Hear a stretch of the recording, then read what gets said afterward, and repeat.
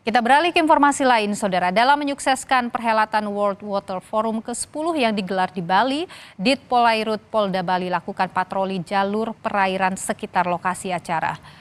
Patroli dilakukan di daerah perairan Teluk Benoa yang menjadi salah satu venue World Water Forum dan di bawah jalan tol laut. Pengamanan ketat diberlakukan karena banyaknya kepala negara, delegasi, dan pejabat negara setingkat menteri dari berbagai negara yang hadir.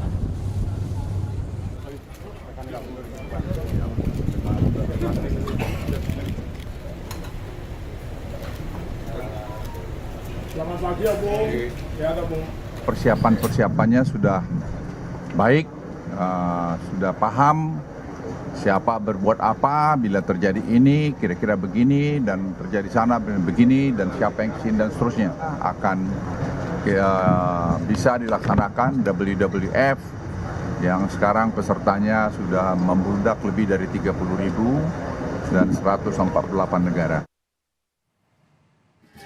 World Water Forum akan dibuka pada 20 Mei 2024 dan sore ini, Saudara, sudah dimulai dengan rangkaian upacara melukat. Informasi paling baru kita tanyakan ke jurnalis Kompas TV ada Nanda Aprilia dari Denpasar Selatan, Bali. Nanda, selamat petang. Bagaimana, Nanda, kemeriahan upacara melukat yang jadi rangkaian awal jelang pembukaan World Water Forum ini? Dan juga soal isu apa saja ini nanti yang bakal disoroti dalam World Water Forum ke-10 yang dilaksanakan di Bali ini? Selamat petang Nilu dan juga saudara. Kalau ditanya tentang bagaimana atmosfer dan juga kemeriahan di sini, di tempat saya melaporkan saat ini, di mana hari ini atau saat ini tepatnya tengah diberlangsungkan agenda Balinese Water Purification Ceremony, yang dimana turut dihadiri kurang lebih sebanyak 2.000 delegasi dari mancanegara. Nah, melihat bagaimana keseruan tadi, sebenarnya kalau kami melihat banyak sekali delegasi yang memang tertarik karena selain nanti tadi ada upacara Segara Kerti, juga nanti delegasi juga akan turut berpartisipasi langsung untuk melakukan pelepasan, seperti ada nanti pelepasan sebanyak 1.000 ekor tukik, kemudian 1.000 ekor burung sampai dengan penyu. Nah, untuk lebih jelasnya tadi apa-apa saja isu yang akan dibahas di Forum World Water Forum ke-10 di Bali ini, Nilu sudah bersama dengan saya. Sebenarnya kita akan membahas lebih dalam lagi Jubir PUPR Pak Endra Atmawijaya. Selamat petang, Bapak. Selamat petang, Mbak. Sehat, Pak? Sehat, Om Swastiastu. Assalamualaikum warahmatullahi wabarakatuh. Selamat sore. Selamat sore. Pak, mungkin bisa dijelaskan sedikit terkait dengan agenda ini di Pulau Bali, di Pulau Turtle ini, seperti apa? Ya, jadi untuk perhelatan World Water Forum ke-10, ini memang perhelatan yang sangat penting ya bagi komunitas air dan juga untuk masyarakat di seluruh dunia, karena berbagai isu yang memang kita rasakan dari beberapa dekade terakhir memang semakin banyak tantangannya ya. Jadi kita harus mencari solusi-solusi global dan aksi-aksi pada tingkat lokal bersama.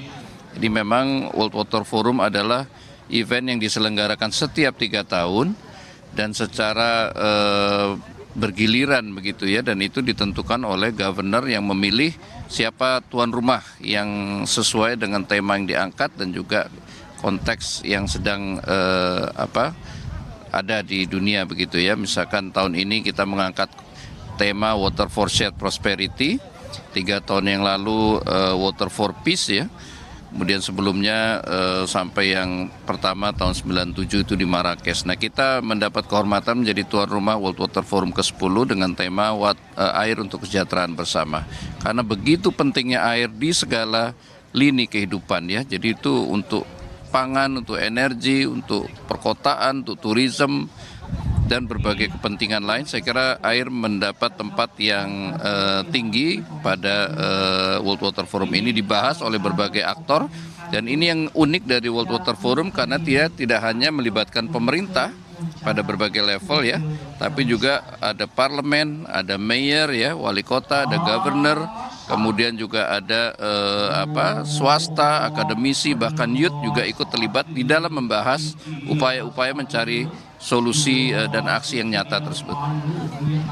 Pak, kalau untuk isu-isu secara garis besar sendiri akan membahas apa di forum ini nanti? Ya, kalau isu yang diangkat itu ada 6, jadi dari tema globalnya Water for Shared Prosperity itu, air untuk kesejahteraan bersama dibagi menjadi 6 subtema.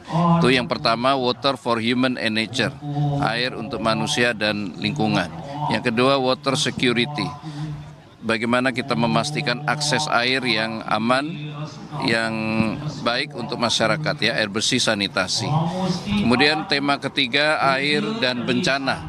Nah, kita tahu bencana belakangan ini sangat banyak terkait air, ya, banjir, kekeringan, kemudian juga pencemaran, ya, bahkan itu semakin kompleks dengan perubahan iklim.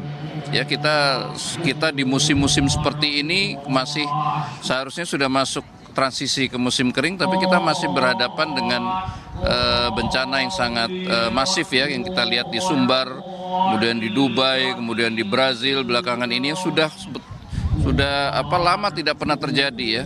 Itu karena perubahan iklim dan sebagainya. Jadi saya kira memang air dan bencana ini satu topik yang sangat erat sekarang di dunia. Dan topik yang keempat adalah kerjasama air, ya, artinya banyak negara yang menggantungkan sumber airnya dari satu danau, misalkan satu sungai ataupun satu sumber air, ya. Nah, itu yang tapi di situ digunakan untuk bersama-sama. Kita tahu di Mekong, kita tahu di Eropa, ya, kemudian di Afrika itu saya kira memang banyak sekali satu sumber air yang memang digunakan untuk bersama-sama. Itu juga jadi persoalan sekarang. Nah, kemudian yang kelima topiknya adalah pembiayaan. Bagaimana kita menyediakan air yang layak, yang baik untuk masyarakat, ya, dengan kualitas yang baik, tersedia sepanjang waktu, itu butuh pendanaan. Ini perlu inovasi-inovasi. Pemerintah saja tidak cukup, masyarakat saja tidak cukup, harus ada dunia usaha juga. Nah, di situ kita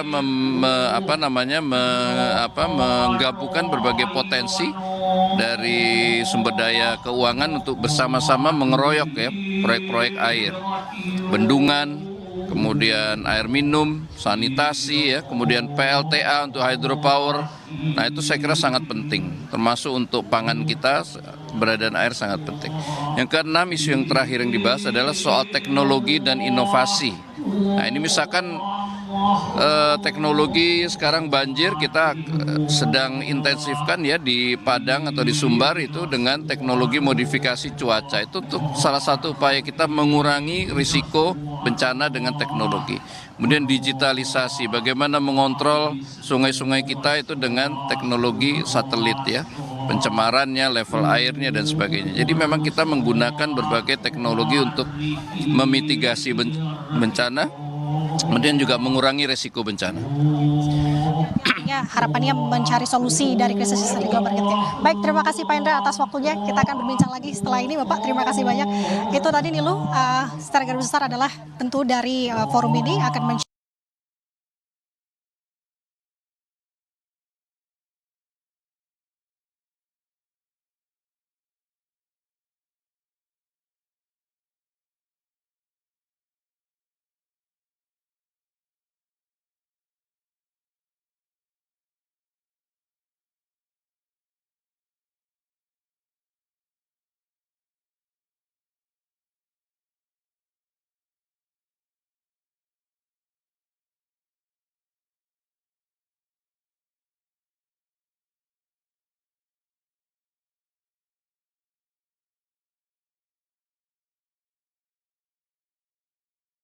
bagaimana solusi-solusi ke depannya terkait dengan krisis air global. Sementara demikian, Nilu kembali ke studio.